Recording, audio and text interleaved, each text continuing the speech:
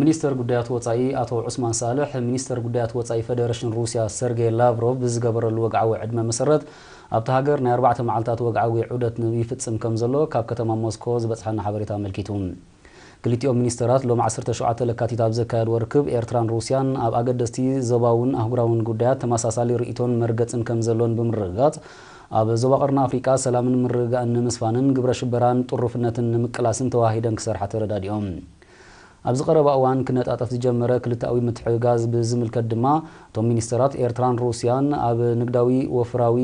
ትምህርታውን ባህላውን መድያት ምትሕግጋዝን ክብከብላ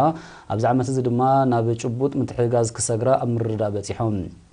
ኣብ ሰዓታት ድሕሪ ቀትሪ ድማ ሚኒስተር ዑስማን ሳልሕ ምስ ፍሉይ ልኡኽ ፕሬዚደንት ቭላድሚር ፑቲን ኣብ ጉዳያት ኣፍሪቃ ከምኡውን ምስ ወከልቲ ሩስያውያን ኩባንያታት ብምርኻብ ኣብ ንግድን ወፍርን ዘተኮረ ዘተ ከም ዘካየደ ዝበጽሐና ሓበሬታ ወሲኹ ኣረዲኡ